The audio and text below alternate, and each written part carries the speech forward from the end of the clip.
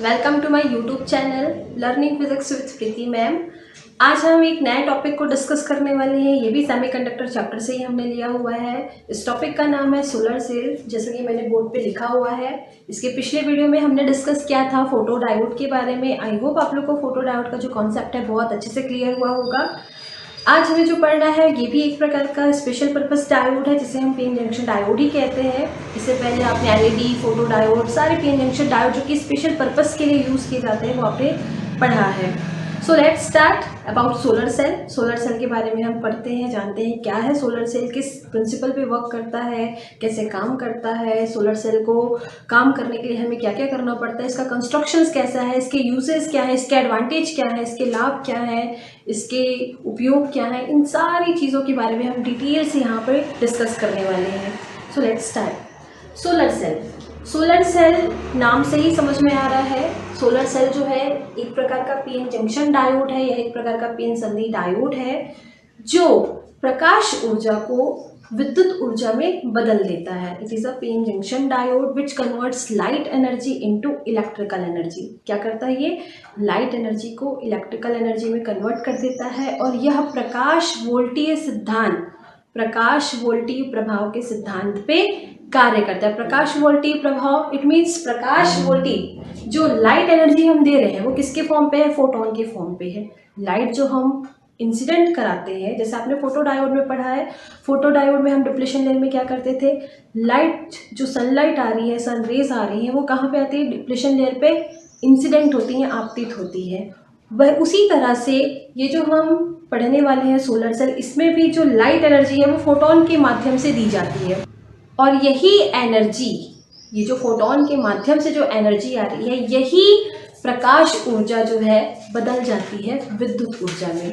So solar cell is a type of a battery. ये एक प्रकार का बैटरी है which produces small amount of current, जो बहुत कम मात्रा में करंट जो है वो प्रोड्यूस करता है, कंडक्ट करता है। मैं एक बार फिर से रिपीट कर रही हूँ, सोलर सेल एक प्रकार का पीएन संधि डायोड ही है जो प्रकाश ऊर्जा को विद्युत ऊर्जा में परिवर्तित करता है। यह एक प्रकार का बैटरी ही है जो प्रकाश वोल्टीय प्रभाव के सिद्धांत पर आधारित है, अर्थात फोटोन के माध्यम से। लाइट एनर्जी जो है वो फोटोन से मिलकर बनी, फोटोन अपने साथ एनर्जी लेके आता है और यही कहलाती है फोटो एनर्जी। फोटोन की जो एनर्जी जिसे हम जानते हैं E इक्वल्स टू होता है hν, और यही एनर्जी जो है कन्वर्ट हो जाती है किसमें? इलेक्ट्रिकल एनर्जी में।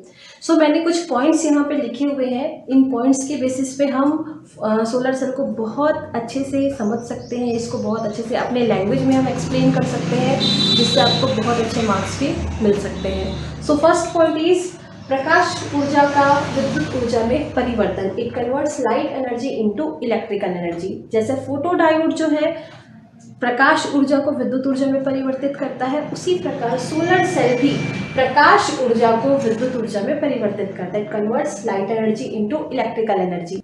And second point is the layer facing sun side should be thin.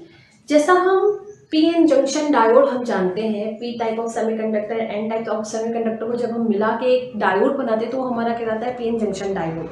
Photo diode में हमने देखा था कि फोटो डायोड में हम लाइट एनर्जी जो है इंसिडेंट कराने के लिए, आपतित कराने के लिए एक पारदर्शी माध्यम, एक विंडो हम लगाते थे डिप्लेशन लेयर पे, जहाँ से लाइट जो है वो इंसिडेंट होती थी, आपतित होती थी, और वहाँ की जो डिप्लेशन लेयर में जो न्यूट्रल एटम होते थे उस एनर्जी को एब्जॉर्ब करते थे और एक्साइटेड होकर इलेक्ट्रॉन जो है वो एमिट हो जाता था, जिससे होल क्रिएट होता था। मतलब इलेक्ट्रॉन और होल्स वहाँ पे जनरेट हो जाते थे, उत्पन्न हो जाते थे। उसी तरह से इसका कंस्ट्रक्शंस थोड़ा सा अलग है। फोटो डायोड भी प्रकाश ऊर्जा को विद्युत ऊर्जा में परिवर्तित करता है, उसी प्रकार सोलर सेल भी प्रकाश ऊर्जा को विद्युत ऊर्जा में परिवर्तित करता है।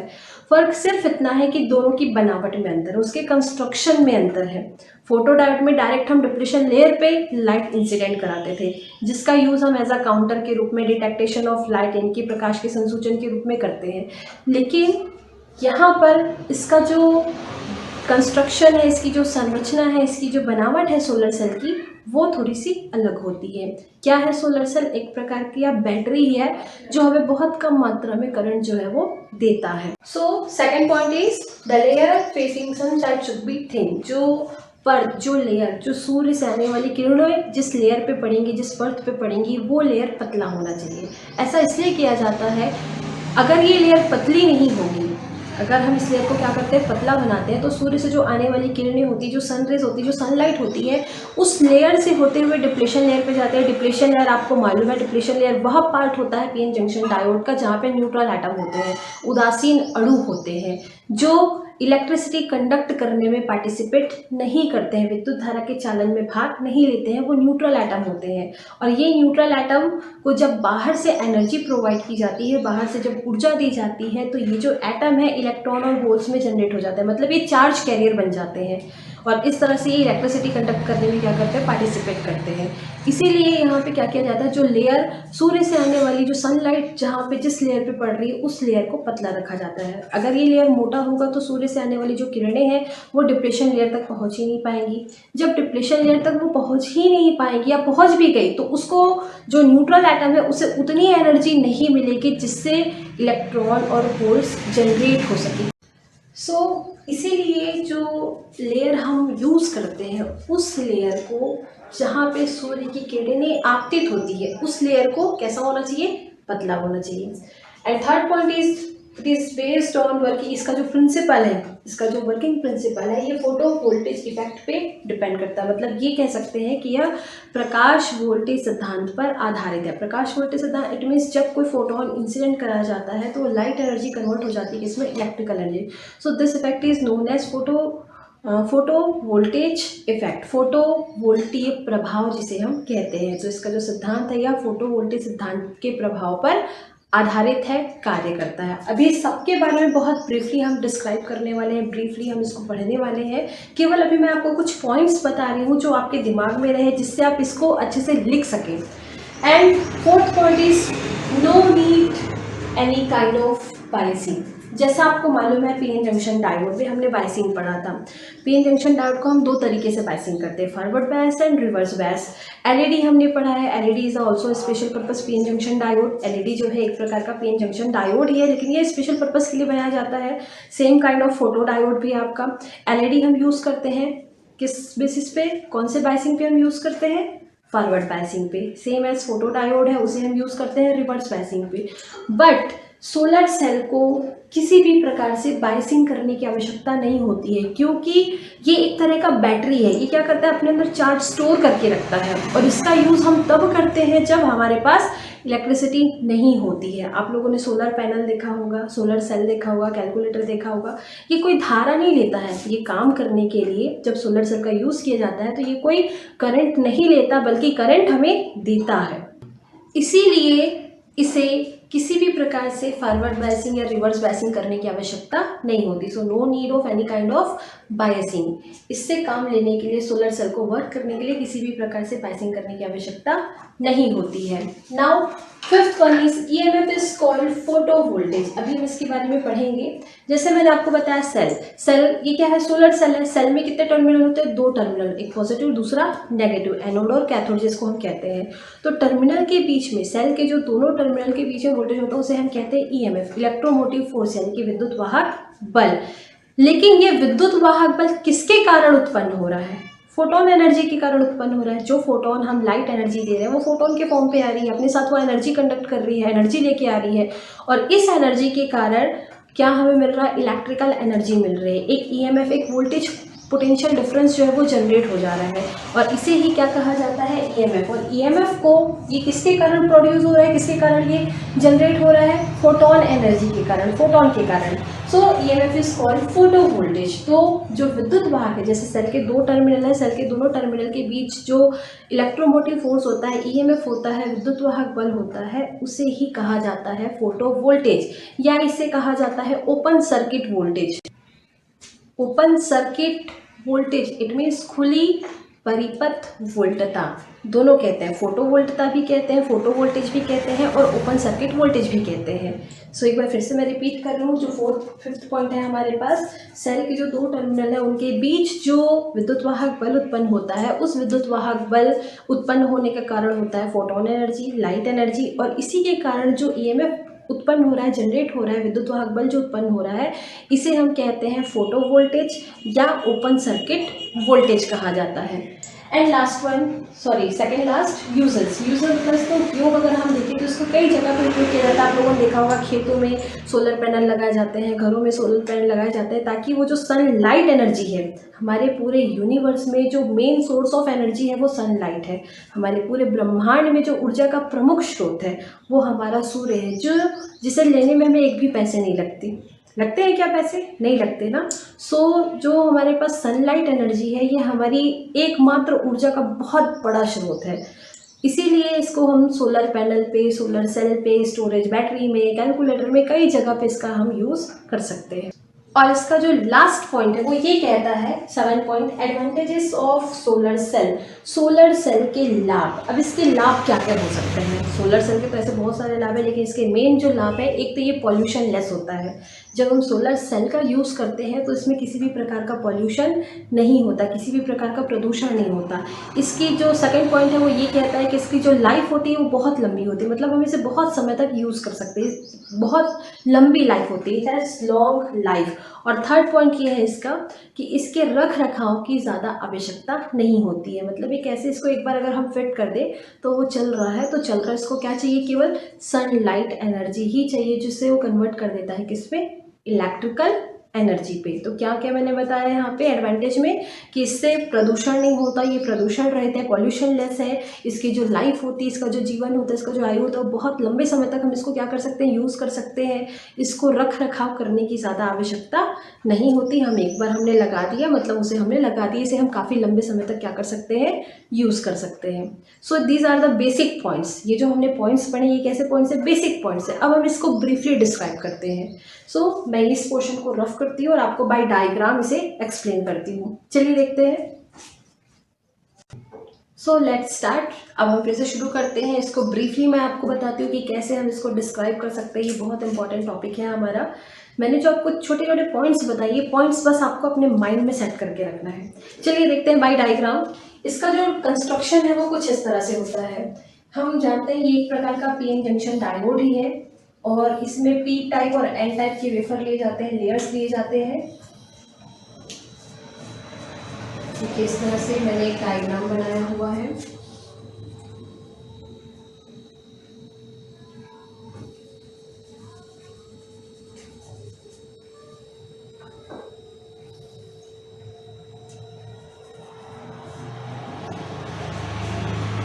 देखिए इस तरह से ये जो आपको डायग्राम दिख रहा है, ये डायग्राम कुछ इस तरह से है कि ये जो लेयर है, आपको ये सामने वाला जो लेयर दिख रहा है, ये छोटा सा, ये आपका है एन टाइप ऑफ सेमीकंडक्टर। ऐसा नहीं कि हम एन टाइप को ही यहाँ ले, आप चाहे तो पी टाइप को भी ले सकते हैं, लेकिन जो भी लेयर जहाँ पे सनलाइट इंसिडेंट हो रही है वो लेयर शुड बी थिन। कैसा होना चाहिए? पतला होना चाहिए। And this one is P type of semiconductor.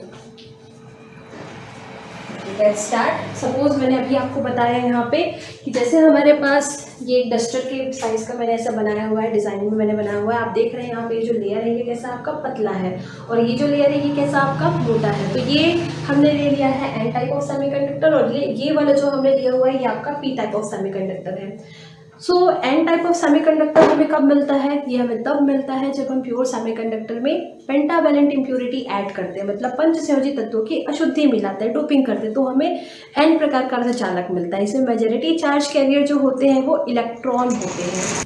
And जो पी टाइप ऑफ सेमीकंडक्टर होता है वो जब हम प्योर सेमीकंडक्टर में ट्राईवैलेंट यानी कि 3 संयोजी तत्वों की इम्प्योरिटी ऐड करते हैं, शुद्धि मिलाते हैं, जिसे हम डोपिंग कहते हैं। अगर हम प्योर सेमीकंडक्टर में शुद्ध अर्धचालक में 3 संयोजी तत्वों की अशुद्धि मिलाते हैं तो इस प्रकार बनने वाले अर्धचालक को पी टाइप ऑफ सेमीकंडक्टर कहते हैं। इसमें जो मेजॉरिटी चार्ज कैरियर होते हैं, बहुसंख्यक आवेश वाहक जो होते हैं वो होल्स होते हैं। चलिए इसको चित्र से ही समझते हैं, डायग्राम से। ये हमने जो बनाया हुआ है ये है आपका एन टाइप ऑफ सेमीकंडक्टर है, this one is a P type of semiconductor. N type में अभी मैंने आपको बताया है कि इसमें जो मेजॉरिटी चार्ज कैरियर होते हैं, जो बहुसंख्यक आवेश वाहक होते हैं वो इलेक्ट्रॉन होते हैं। देखिए इस तरह से मैंने इलेक्ट्रॉन यहाँ पे बना लिए। ये मेजॉरिटी चार्ज कैरियर, उसी तरह से इधर भी है, ये सारे इलेक्ट्रॉन्स हैं। और जो पी टाइप ऑफ सेमीकंडक्टर है इसमें जो मेजॉरिटी चार्ज कैरियर होते हैं वो होल्स होते हैं, इस तरह से।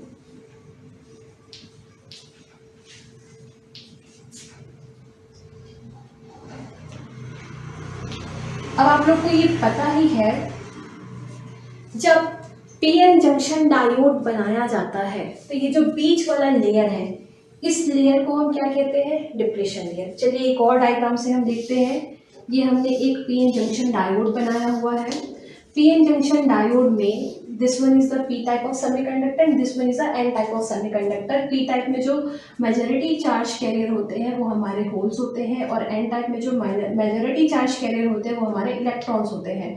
जब पीएन जंक्शन डायोड बनाया जाता है तो होता क्या है, ये जो इलेक्ट्रॉन है इस होल को आके फिल कर देता है और यहाँ पे बन जाता है एक होल। सेम एज ये इलेक्ट्रॉन यहाँ के इस होल को भर दिया और यहाँ पे आके बन गया क्या, होल। फिर से ये जो इलेक्ट्रॉन है इस होल को आके फिलअप करता है और यहाँ पे बन गया होल।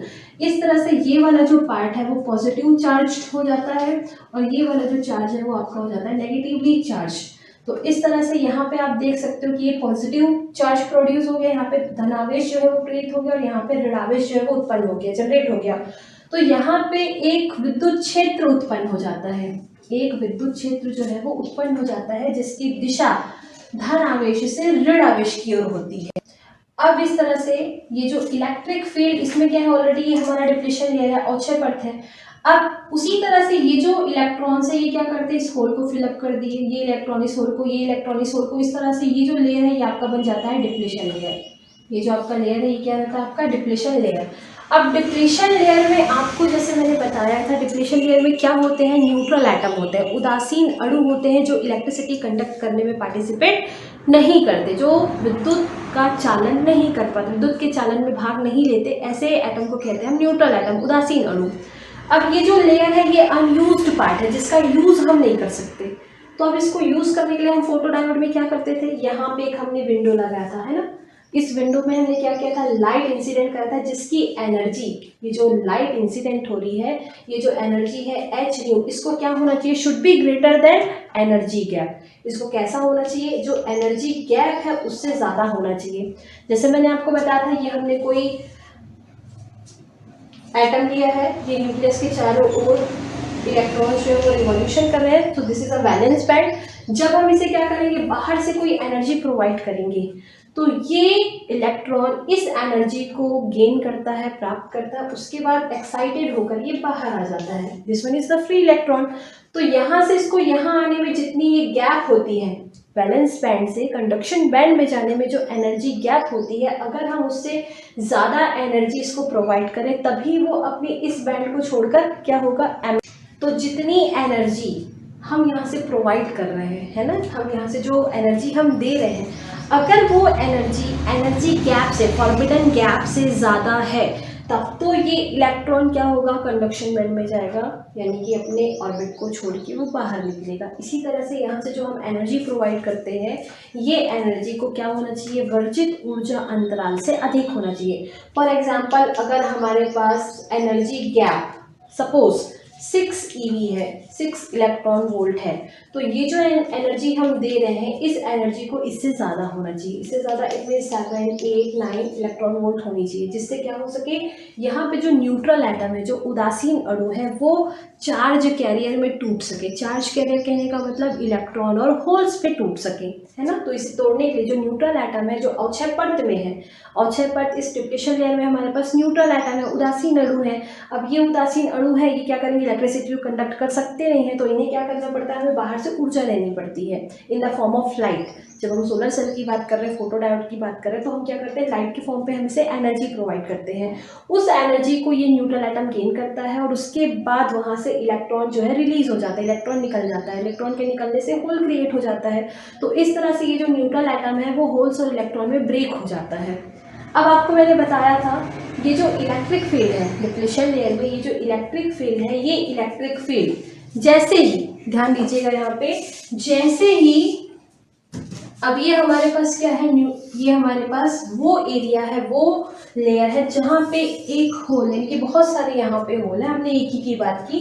तो यहाँ पे जो होल्स है और इलेक्ट्रॉन है आपस में कंबाइन है, ये न्यूट्रल है। जब हम इसे क्या करते हैं, एनर्जी प्रोवाइड करते हैं, तो यहाँ से एक इलेक्ट्रॉन और एक होल एमिट हो गया, उत्सर्जित हो गया, है ना, जनरेट हो गया, यहाँ से होल्स और इलेक्ट्रॉन अलग अलग हो गए, तो ये आपके चार्ज कैरियर बन गए। अब ये वापस, अब पॉजिटिव चार्ज है वो नेगेटिव चार्ज को क्या करेगा, फिर से कंबाइन करने की कोशिश करेगा, रिकंबाइन करेगा उसे। लेकिन इससे पहले कि पॉजिटिव चार्ज इस इलेक्ट्रॉन के साथ फिर से रिकंबाइन हो, उससे पहले डिप्लेशन लेयर में जो इलेक्ट्रिक फील्ड ऑलरेडी प्रेजेंट है, डिप्लेशन लेयर में ऑलरेडी क्या है, एक विद्युत क्षेत्र उत्पन्न है। ये विद्युत क्षेत्र इन आवेशों पर एक बल लगाता है। ये इलेक्ट्रिक फील्ड जो पहले से ही डिप्लेशन लेयर में है, इस इलेक्ट्रिक फील्ड के कारण इन दोनों चार्ज कैरियर पे जो बल लगता है, जिसे हमने पढ़ा है, क्या पढ़ा है हमने पढ़ा है ना, E इक्वल्स टू हमारे पास होता है F/Q। फर्स्ट चैप्टर में हमने पढ़ा है विद्युत क्षेत्र की जो तीव्रता होती है वो F/Q होती है। अगर हम यहाँ से F की वैल्यू निकालें तो F इक्वल्स टू हमें क्या मिलेगा, QE। इतना फोर्स जो है ये इलेक्ट्रिक फील्ड दोनों चार्जेस पे लगाता है, जिसके कारण होगा क्या, ये जो नेगेटिव चार्ज है इस पॉजिटिव चार्ज की तरफ अट्रैक्ट होगा और उसके बाद ये कहाँ चला जाएगा, एन क्षेत्र में चला जाता है, एन रीजन में चला जाता है। सेम है जो पॉजिटिव चार्ज है, ये पॉजिटिव चार्ज जो है इस नेगेटिव चार्ज की तरफ अट्रैक्ट होगा और वो कहाँ चले जाएगा, पी रीजन में चला जाता है। एक बार फिर से मैं रिपीट कर रही हूँ, हम यहाँ से क्या कर रहे हैं, लाइट एनर्जी जो है वो प्रोवाइड कर रहे हैं। इस एनर्जी को कैसा होना चाहिए, एनर्जी गैप से ज़्यादा होना चाहिए। जो एनर्जी हम प्रोवाइड कर रहे हैं इसे it should be greater than energy gap, ऊर्जा अंतराल से अधिक होना चाहिए। जिससे क्या होगा, ये जो न्यूट्रल एटम है, ये न्यूट्रल एटम इस एनर्जी को गेन करता है, प्राप्त करता है और यहाँ पे होल्स और इलेक्ट्रॉन जो है वो उत्पन्न हो जाते हैं, जनरेट हो जाते हैं। अब वापस ये होल्स और इलेक्ट्रॉन फिर से रिकम्बाइन हो, उससे पहले औछय परत में पहले से क्या है हमारे पास विद्युत क्षेत्र उत्पन्न है। ये विद्युत क्षेत्र इन दोनों आवेशों पे बल लगाता है, जिसके कारण जो इलेक्ट्रॉन्स है वो एन क्षेत्र में चले जाते हैं और जो होल्स है वो पी क्षेत्र में चले जाते हैं। समझ में आ रही है मैं क्या कह रही हूँ। यहाँ पे देखिए, ये जो हमने सोलर सेल का कंस्ट्रक्शन बनाया हुआ है, इसमें होता ये है कि जैसे ही हम क्या करते हैं, लाइट एनर्जी यहाँ से दे रहे हैं, तो ये जो लाइट एनर्जी है इसको कैसा होना चाहिए, ये जो हम दे रहे हैं लाइट एनर्जी, इसे बड़ा होना चाहिए, किससे, एनर्जी गैप से, फॉरबिडन गैप से क्या होनी चाहिए, बड़ी होनी चाहिए। तो ये जो हमारे पास लेयर होता है जिसे हम बहुत पतला रखते हैं, इस लेयर की जो मोटाई होती है वो होती है लगभग 0.3 माइक्रोमीटर की। जो हम पतला लेयर बना रहे हैं वो कितना मोटा होता है, 0.3 माइक्रोमीटर का। और जो ये हमारा नीचे वाला हिस्सा आपको दिख रहा है जो पी टाइप ऑफ सेमीकंडक्टर है, इसकी मोटाई होती है 300 माइक्रोमीटर।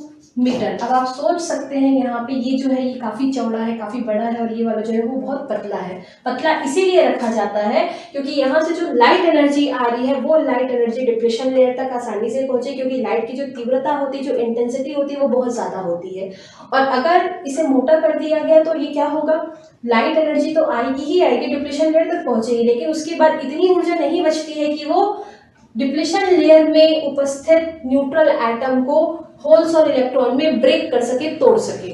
इसलिए जो ऊपर वाला लेयर है, यानी कि जो लेयर, जो परत सूर्य से आने वाली किरणों की तरफ पड़ रहा है, उस लेयर को पतला रखा जाता है, जिससे आसानी से लाइट एनर्जी जो है उस डिप्लेशन लेयर तक पहुंच सके और हम इस अनयूज्ड पार्ट को, जिसका उपयोग हम नहीं कर पा रहे हैं, उसका उपयोग हम क्या कर सके, इसीलिए इसे पतला रखा जाता है।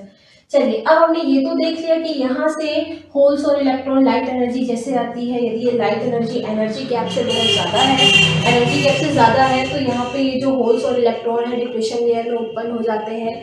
लेकिन इस होल्स और इलेक्ट्रॉन वापस में फिर से रिकम्बाइन हो, उससे पहले इलेक्ट्रिक फील्ड के कारण इन पर एक बल लगता है, एक फोर्स काम करता है, जिसके कारण इलेक्ट्रॉन जो है वो एन क्षेत्र में चले जाते हैं और होल्स जो है वो पी क्षेत्र में चले जाते हैं। अब डिप्लेशन लेयर से इलेक्ट्रॉन्स निकलकर कहाँ जा रहे हैं, एन क्षेत्र में जा रहे हैं।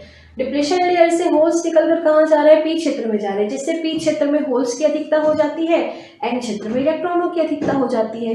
लेकिन आप मुझे बताइए, क्या इस एन टाइप ऑफ सेमीकंडक्टर में जो इलेक्ट्रॉन्स नए आ रहे हैं, डिप्लेशन लेयर से जो नए इलेक्ट्रॉन्स आ रहे हैं, क्या ये इस पे आसानी से मूव कर सकेंगे, क्या इस पे आसानी से ये चल सकेंगे, क्या इलेक्ट्रॉन्स नहीं चल सकेंगे। क्यों नहीं चल सकेंगे, क्योंकि ये आपका सेमीकंडक्टर है, अर्धचालक है। अगर हम कंडक्शन बैंड के आधार पे देखें तो हमने बैंड थ्योरी में पढ़ा हुआ है, जो कंडक्टर होते हैं, जो गुड कंडक्टर होते हैं, जो अच्छे चालक होते हैं, उसमें इलेक्ट्रॉन का जो प्रवाह है वो आसानी से होता है।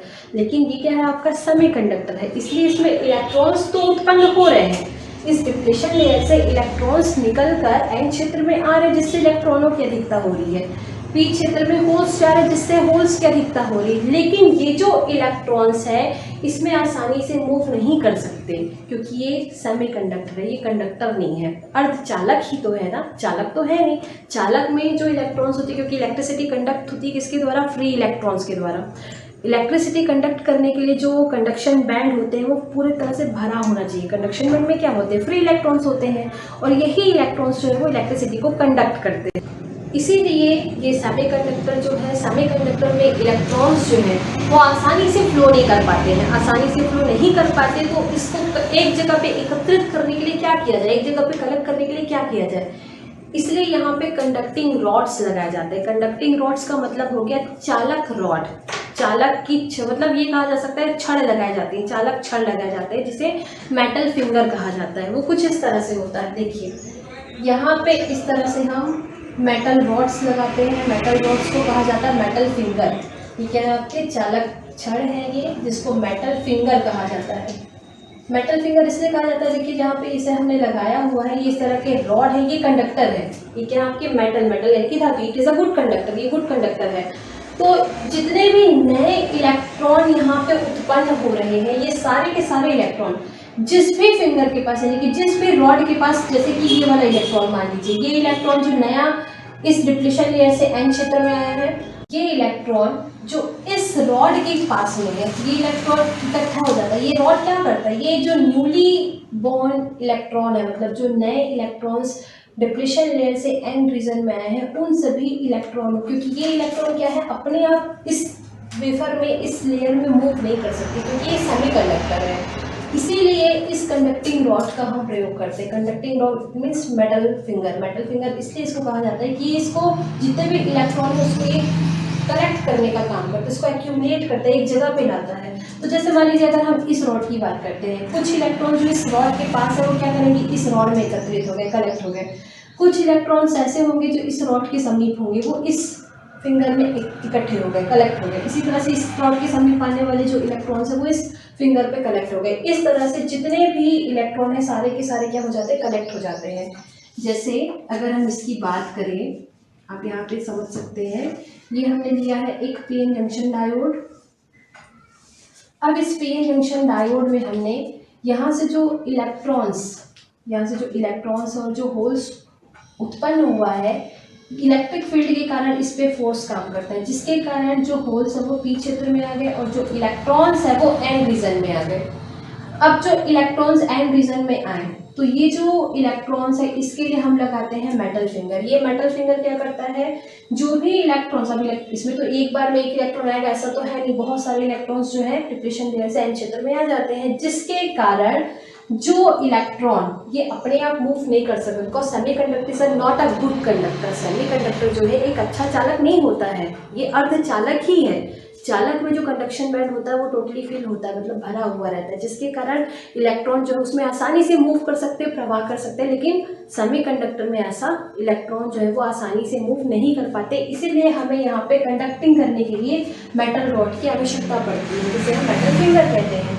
ये मेटल फिंगर का काम यही है कि जो नए इलेक्ट्रॉन्स आ रहे हैं उसे एक जगह पे इकट्ठा करना, और इस वजह से क्या हो जाते हैं, सारे के सारे जो इलेक्ट्रॉन्स है वो इकट्ठे हो जाते हैं, एकत्रित हो जाते हैं इस रॉड के कारण, और यहाँ पे एन रीजन जो है वो नेगेटिवली चार्ज हो जाता है, नेगेटिव चार्ज यहाँ पे जनरेट हो जाता है। और उसी प्रकार जो होल्स होते हैं, होल्स की सिरे पे पॉजिटिव चार्ज जो है वो जनरेट हो जाता है। और इस तरह से अगर हम इसका कनेक्शन किसी बल्ब से कर दे या किसी रेसिस्टेंस से कर दे या लोड से कर दे, तो यहाँ से हम क्या कर सकते हैं, आसानी से करंट जो है वो फ्लो कर सकते हैं। करंट जो है इसमें से फ्लो अगर हो रहा है तो ये जो अगर हम यहाँ पे बल्ब लगा दें तो ये क्या करेगा, ग्लो करने लगेगा।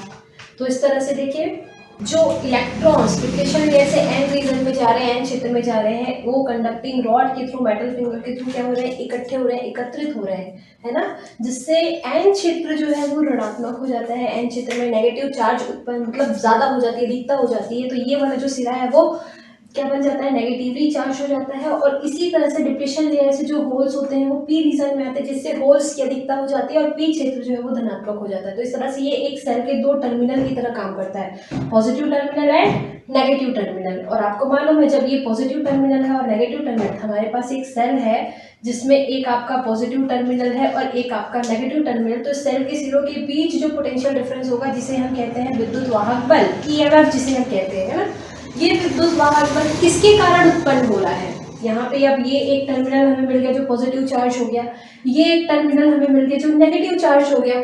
अब ये जो टर्मिनल हमें मिले हुए हैं इसके बीच जो पोटेंशियल डिफरेंस होगा जिसे हम कहते हैं विद्युत वाहक बल, ये विद्युत वाहक बल उत्पन्न हो रहा है, ये किसके कारण उत्पन्न हो रहा है? ऑफ कोर्स फोटोन के कारण, लाइट एनर्जी के कारण। इसीलिए इस ईएमएफ को कहा जाता है फोटो वोल्टेज। फोटो वोल्टेज को एक और नाम से जाना जाता है जिसे कहते हैं open circuit voltage. Open circuit voltage के नाम से भी जाना जाता है। सो इस तरह से हम देख सकते हैं कि जब एन रीजन जो है वो नेगेटिवली चार्ज होता है, पी रीजन जो है पॉजिटिवली चार्ज, तो ये बैटरी के एक सेल के दो टर्मिनल की तरह काम कर रहा है और इसके बीच जो विद्युत वाहक बल उत्पन्न हो जाता है इसे हम फोटो वोल्टेज या ओपन सर्किट वोल्टेज के नाम से जानते हैं, क्योंकि इसके उत्पन्न होने का कारण ही है फोटोन। तो इस तरह से सोलर सेल जो है एक बैटरी की तरह काम करता है। ये एक बैटरी ही है जिसे काम करते समय, वर्किंग करते समय हमें बाइसित करने की आवश्यकता नहीं पड़ती। सोलर सेल जो है ये हमें करंट प्रोड्यूस करता है, करंट प्रोवाइड करता है, इसे हमें करंट देने की आवश्यकता नहीं होती। ये क्या करता है, लाइट एनर्जी को एब्जॉर्ब करता है और इसे चार्ज के रूप में स्टोर करके, इस तरह से स्टोर करके वो अपने अंदर रखे रहता है। और सोलर पैनल या सोलर सेल का यूज़ हम तब करते हैं जब हमारे पास इलेक्ट्रिसिटी नहीं होती है।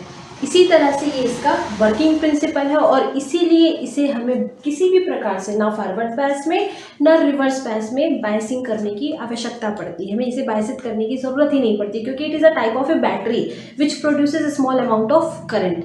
ये एक छोटा सा बैटरी है, एक छोटा सा सेल ही है। अगर बहुत सारे सेलों को हम क्या कर दें, आपस में जोड़ दें in the combination of series और पैरेलल, चाहे श्रेणी क्रम में हम उसे जोड़े या समांतर क्रम में हम उसे जोड़े, अगर बहुत सारे सेलों को हम क्या कर दें, संयोजित कर दे, तो जिससे संयोजित करने के कारण जो हमें करंट मिलेगा, जो करंट हमें प्रोवाइड होगा वो बहुत ज़्यादा मात्रा में होगा। अगर हम एक सोलर सेल की बात करते हैं तो ये हमारा एक सेल की तरह ही काम करता है, जो हमें छोटा मतलब बहुत कम मात्रा में धारा जो है वो देता है, गिव करता है, मतलब प्रोवाइड करता है। लेकिन अगर बहुत सारे सेल को हम एक साथ जोड़ दें श्रेणी क्रम में या समांतर क्रम में, तो उससे हम बहुत ज़्यादा मात्रा में धारा ले सकते हैं, विद्युत धारा जो है वो ले सकते हैं। तो इस तरह से इसे किसी भी प्रकार से बाइसिंग करने की आवश्यकता नहीं होती और हमें बहुत ज़्यादा मात्रा में करंट भी मिल जाता है। अगर हम इसके यूजेस की बात करें कि सोलर सेल का यूज़ कहाँ कहाँ पे किया जाता है, तो सोलर पैनल आप लोगों ने देखा ही होगा। सोलर पैनल में, स्टोरेज बैटरी में और इलेक्ट्रॉनिक वॉच में, कैलकुलेटर में और टॉर्च वगैरह इत्यादि में सोलर सेल का जो यूज़ है वो किया जाता है। अगर हमें कम अमाउंट ऑफ करंट चाहिए तो हम बहुत कम सेल का यूज़ करते हैं। बहुत ज़्यादा मात्रा में अगर हमें करंट चाहिए होता है तो उसके लिए हम क्या करते हैं, सेलों का संयोजन करते हैं, जो हमने पढ़ा है series combination and parallel combination, जिससे हमें बहुत ज़्यादा मात्रा में जो करंट है वो प्रोवाइड होता है, मिल जाता है। तो इसके जो यूजेस है, सोलर पैनल आप लोगों ने देखा होगा खेतों में, घरों में, सब में लगाया जाता है। बहुत बड़े स्तर पे आजकल सोलर सेल का यूज़ किया जाता है, सोलर पैनल का यूज़ किया जाता है, जिससे सनलाइट को स्टोर करके रखा जाता है चार्ज के फॉर्म पे, और फिर उसका यूज़ तब किया जाता है जब इलेक्ट्रिसिटी नहीं होती है या कहीं इलेक्ट्रिसिटी हमें पहुंचाना होता है खेतों वगैरह में सिंचाई वगैरह करने के लिए। अब खेत में इलेक्ट्रिसिटी कहाँ से हम लेके आएंगे, तो वहाँ पे सोलर पैनल बिछा दिए जाते हैं, जिससे बैटरी वगैरह को चार्ज करके रखा जाता है। एक प्रकार से बैटरी ही है चार्ज करके, और फिर इसका कनेक्शन करके हम खेतों में सिंचाई वगैरह भी कर सकते हैं। फसल के उत्पादन में हम इसका प्रयोग कर सकते हैं। कैलकुलेटर वगैरह आप लोगों ने देखा होगा, कैलकुलेटर में जो सेल यूज़ होता है वो सोलर सेल है। आजकल जो इलेक्ट्रॉनिक वॉच आ रहे हैं उसमें भी सोलर सेल का प्रयोग किया जाता है, टॉर्च में भी सोलर सेल का प्रयोग किया जाता है, स्टोरेज बैटरी में भी सोलर सेल का प्रयोग किया जाता है। मतलब सनलाइट एनर्जी को इलेक्ट्रिकल एनर्जी में कन्वर्ट करने के लिए हम क्या करते हैं, सोलर सेल का यूज़ करते हैं। And the last one is advantages of solar cell. Solar cell के लाभ क्या क्या है, तो सोलर सेल के लाभ में सबसे पहला और बहुत मोस्ट इम्पॉर्टेंट इसका जो एडवांटेज है वो ये है कि इससे पॉल्यूशन नहीं होता। It is totally pollution less. ये पॉल्यूशन लेस है, प्रदूषण रहित है। सोलर सेल के उपयोग से किसी भी प्रकार का प्रदूषण नहीं होता। Second one is long life. It has long life कहने का मतलब ये है, अगर हमने एक बार सोलर सेल बिछा दिया या एक बार हम सोलर सेल का यूज़ करना सीख जाते हैं सोलर पैनल के फॉर्म पे या किसी भी फॉर्म पे, तो इसकी जो लाइफ होती है, इसका जो जीवन काल होता है वो काफ़ी लंबे समय तक होता है। मतलब हम इसे लंबे समय तक यूज़ कर सकते हैं। और तीसरा पॉइंट ये है कि इसे ज़्यादा रख रखाव की भी आवश्यकता नहीं पड़ती है। तो इस तरह से सोलर सेल के बारे में हमने बहुत डीपली यहाँ पर डिस्क्राइब किया है, पढ़ा है। एक छोटा सा पॉइंट इसमें और बच गया है, इसका कैरेक्टरिस्टिक कर्व, इसका जो अभिलाक्षणिक कर्व है वो कैसा होता है। तो इसका जो अभिलाक्षणिक कर्व है मैं आपको यहाँ पर ड्रॉ करके बता देती हूँ। इसका जो अभिलाक्षणिक कर्व है ये बनाने के लिए हम यहाँ पे कोऑर्डिनेट ले लेते हैं इस तरह से।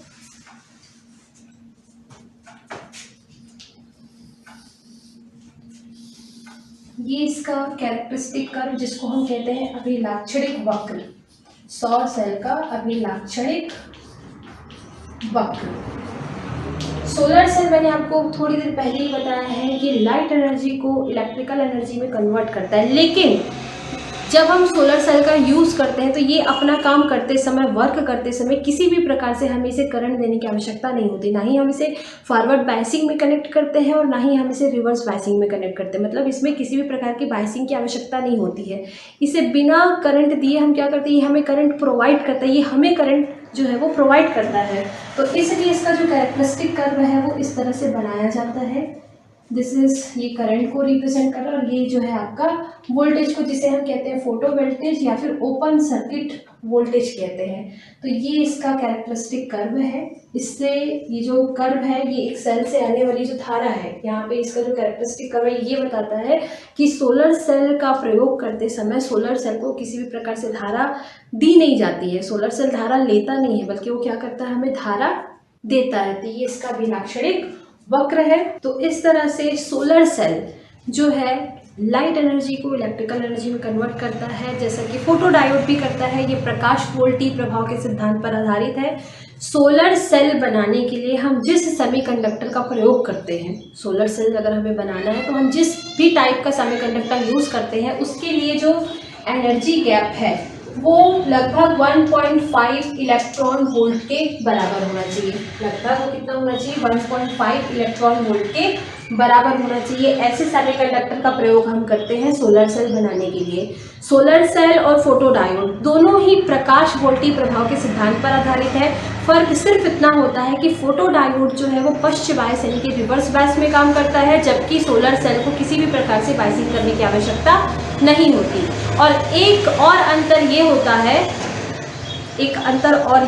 है कि इसे जो सोलर सेल होता है उसमें जो अवक्षय परत होता है, जो डिप्लीशन लेयर होता है, उसे काफ़ी बड़ा रखा जाता है। बड़ा इसलिए रखा जाता है ताकि ज़्यादा से ज़्यादा सूर्य की जो किरणें हैं, वो उस पर डिप्लीशन लेयर पे आपतित हो, जिससे जो डिप्लीशन लेयर जो अनयूज्ड पार्ट है पीएन जंक्शन डायोड का, उसे हम क्या कर सके, यूज़ कर सके और ज़्यादा से ज़्यादा इलेक्ट्रॉन और होल वहाँ पे उत्पन्न हो, जिससे ज़्यादा से ज़्यादा करंट हम क्या कर सके, ले सके। एक लास्ट क्वेश्चन इस टॉपिक से ये बन सकता है, जैसा हम जो मेटल फिंगर लेते हैं, जब हमें इलेक्ट्रॉन को, जैसे मैंने अभी आपको थोड़ी देर पहले बताया था, ये हमने सोलर सेल का कंस्ट्रक्शंस बनाया हुआ है। इस कंस्ट्रक्शन में जो हम रॉड यूज कर रहे हैं, मेटल रॉड, जिसके थ्रू इलेक्ट्रॉन्स जो है वो कलेक्ट हो रहे हैं, है ना। तो ये जो मेटल रॉड है, ये मेटल रॉड का काम क्या है, इलेक्ट्रॉन्स को एक्यूमुलेट करना, मतलब एकत्रित करने का काम कर रहा है। तो ये जब इलेक्ट्रॉन को एक जगह अपनी तरफ अट्रैक्ट करके एकत्रित करता है, तो जब हमें इलेक्ट्रॉन, जो नए इलेक्ट्रॉन्स एंड रीजन में आ रहे हैं डिप्लीशन लेयर से, ये इलेक्ट्रॉन को एकत्रित करने के लिए हम यहाँ पे गैप दे के यहाँ पे रॉड को क्यों लगा रहे हैं, ये जो मेटल फिंगर है इसे हम इस तरह से गैप दे के क्यों लगा रहे हैं, इसका रीज़न क्या हो सकता है, सोचिए थोड़ा सा। अगर हम पूरी तरह से इसे भर दें मेटल रॉड से, तो जो सनलाइट आ रही होती है, जो सूर्य का प्रकाश आएगा, वो कहाँ पहुँचेगा, सीधे मेटल फिंगर पे पहुँचेगा। जब वो पूरी तरह से मेटल फिंगर पे पहुँचेगा तो कहीं ना कहीं ये लेयर तो मोटा हो गया, ये सारे के सारे किस में आएंगे, इस मेटल फिंगर पे आएंगे।